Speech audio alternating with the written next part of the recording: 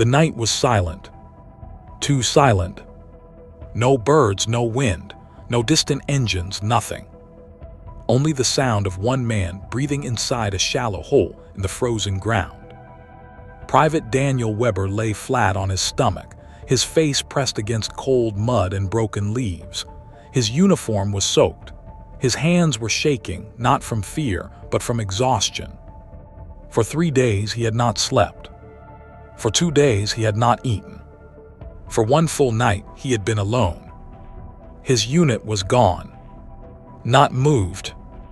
Not retreated. Gone. Yesterday morning, there were 37 men beside him. Now there was only one. Daniel.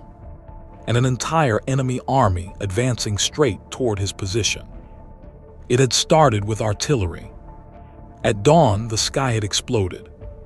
Shells fell like rain, trees shattered, bodies disappeared in smoke, radios went silent, orders never arrived. Chaos replaced command. Daniel remembered screaming for his sergeant. No answer. He remembered crawling toward his friend Marcus. Marcus had no face anymore. Just blood and metal. Daniel stopped looking. He had learned something important in war. If you look too long, you die. By sunset, the battlefield was empty. Dead soldiers lay everywhere. Burned tanks smoked in the distance. Rifles were scattered like broken toys.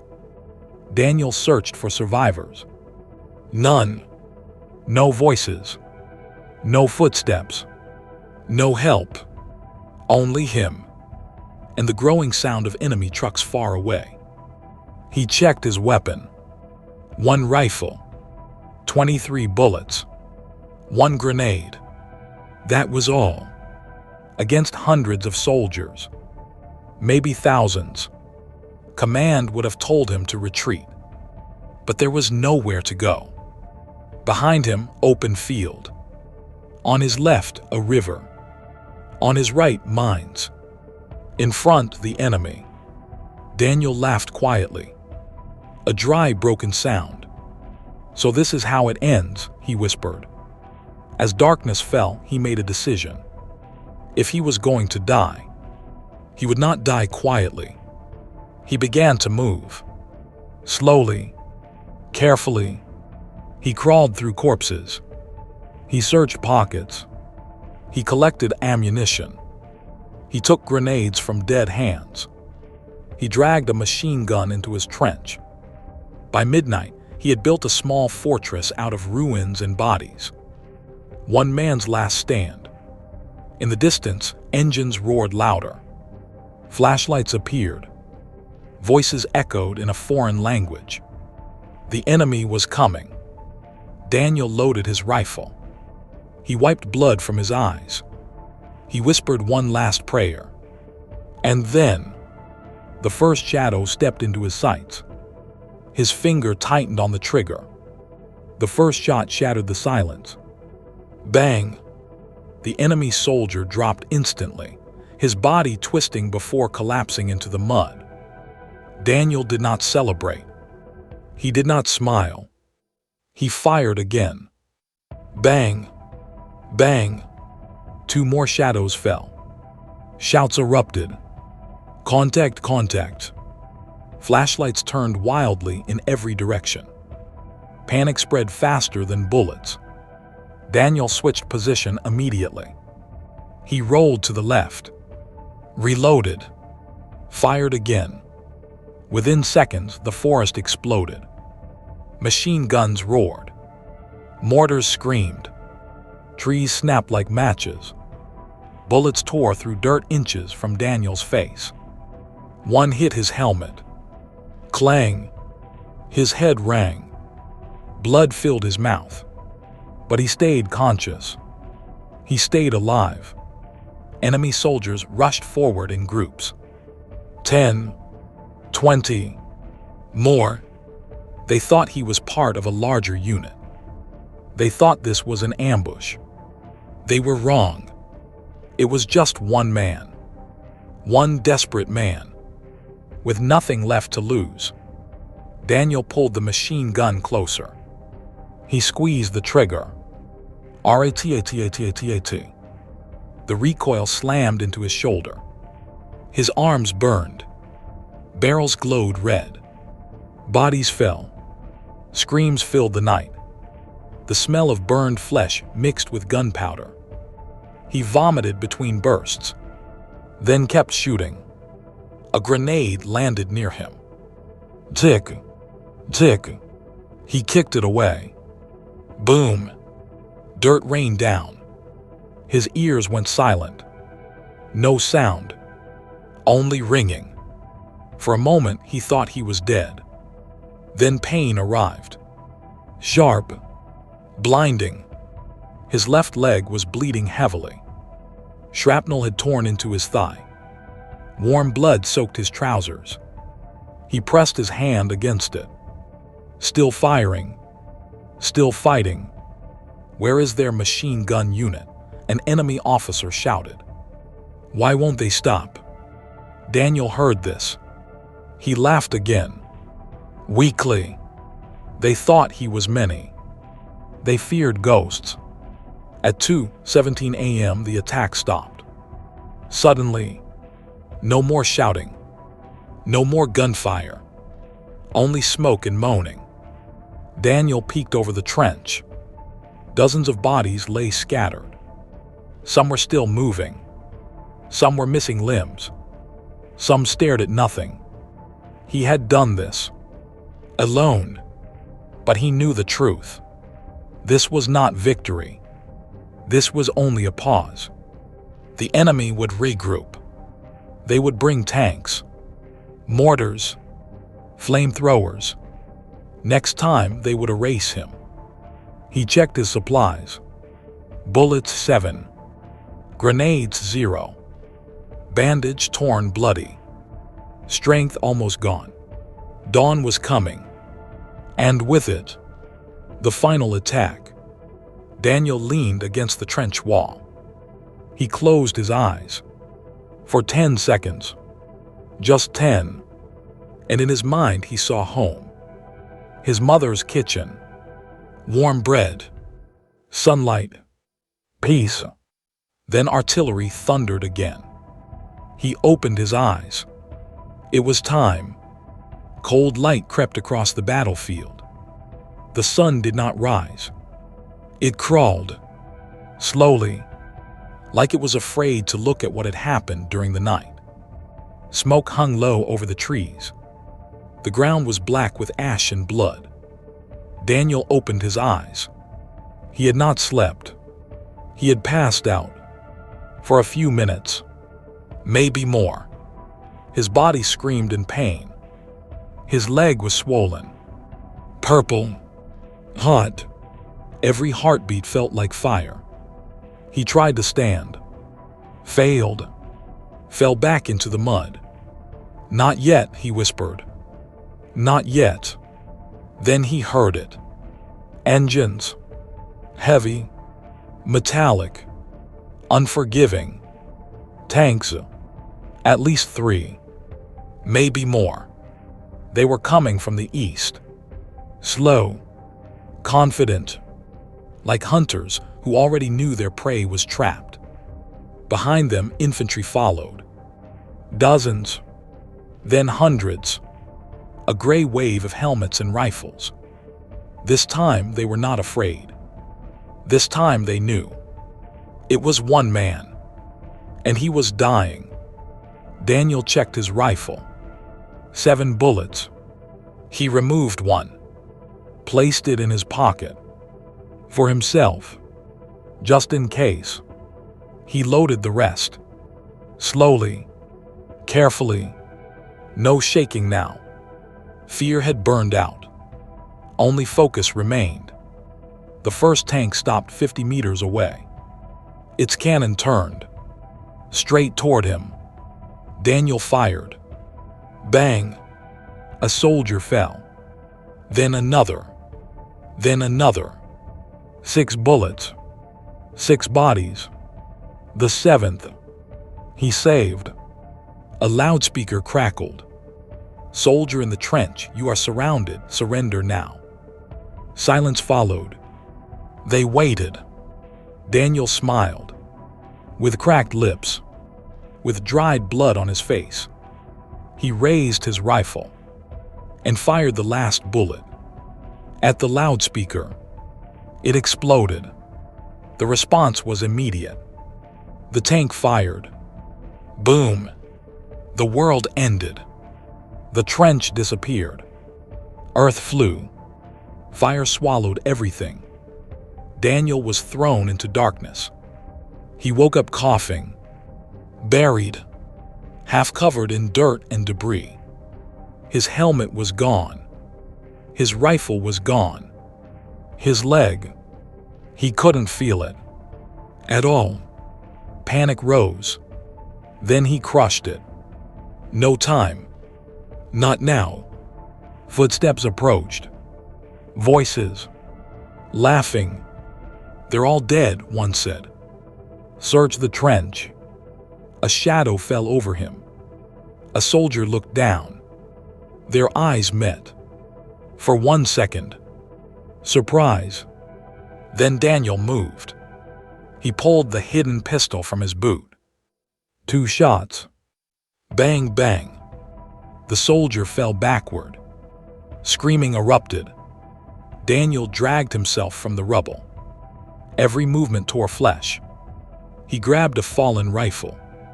Another grenade. He hadn't seen it before. A miracle. Or a curse. He pulled the pin. Held it. 3 seconds. 2. 1. He threw. Boom. Smoke and bodies flew. But his strength was gone. His vision blurred. He collapsed. Flat. Face down. Breathing shallow. He felt boots around him. Guns aimed. Someone shouted, "Don't shoot, he's alive." Hands grabbed him. Rough. Cold. Metal cuffs closed around his wrists. Daniel did not resist. He couldn't. As they dragged him away, he looked back. At the trench. At the bodies. At the night he had survived. And he whispered, "I did enough." Darkness returned. Not the darkness of night. The darkness of closed eyes. Of blood loss. Of fading consciousness. Daniel drifted in and out. Voices came and went. Foreign words. Laughter. Orders. Boots on metal. Chains rattling. He was in a truck. Moving. Far from the battlefield. When he finally woke up, pain welcomed him. Everywhere. His leg was bandaged. Poorly. Dried blood glued fabric to skin. His wrists were tied. His head throbbed. A lamp burned above him. Too bright. Too close. He was sitting in a chair. In a concrete room. No windows. 1 door. 1 table. 3 men. An officer. A translator. A soldier with a notebook. They watched him like an insect. Something strange. Something dangerous. The officer spoke first. "You killed more than 60 of my men." The translator repeated it. Daniel said nothing. His throat was dry. His lips cracked. He tasted iron. "Why?" the officer asked. Again. Silence. Daniel stared at the wall. At a dark stain. Maybe blood. Maybe mold.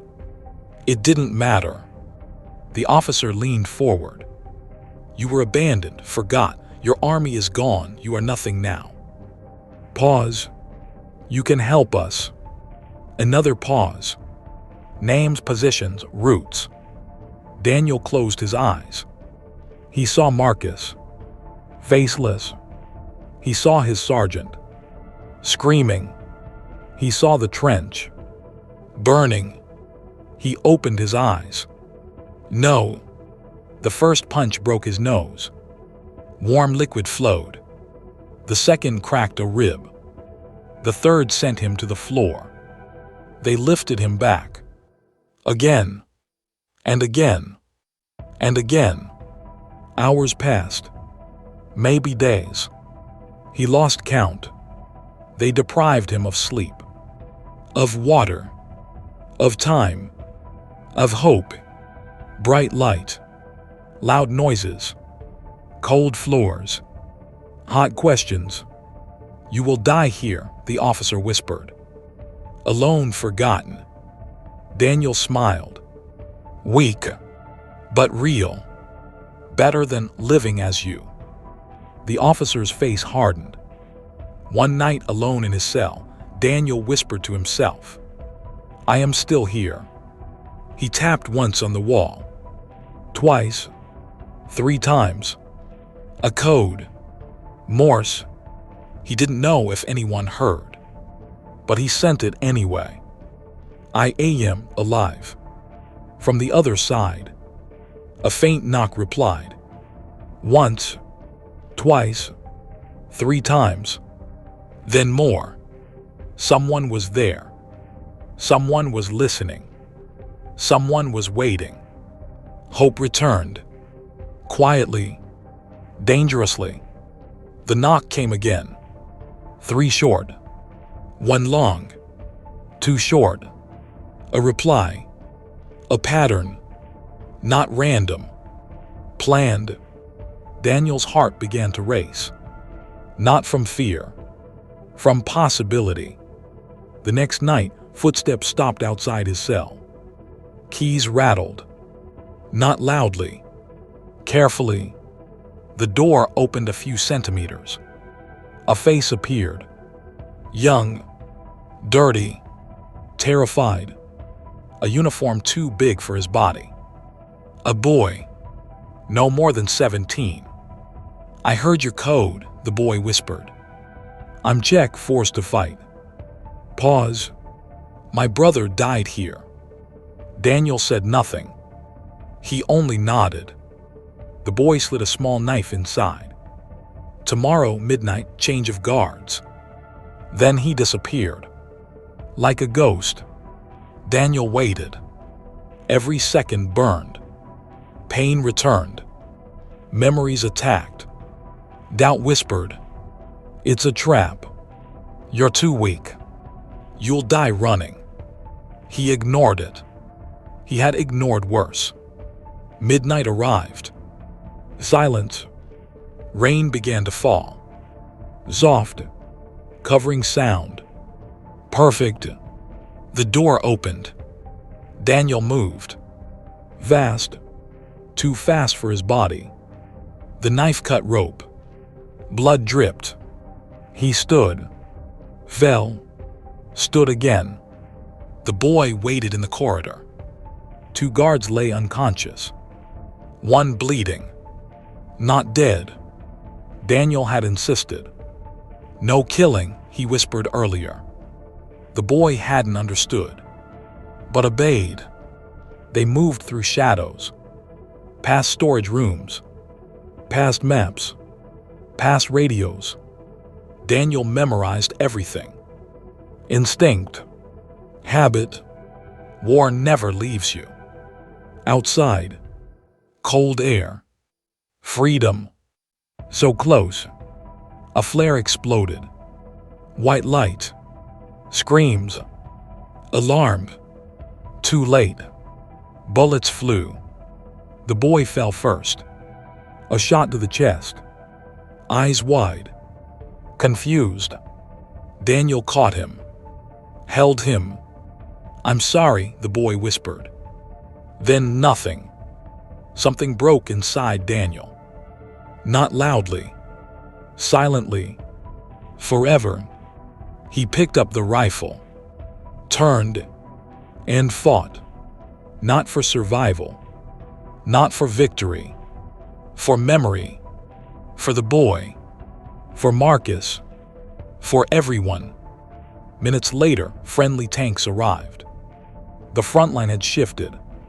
His army had returned.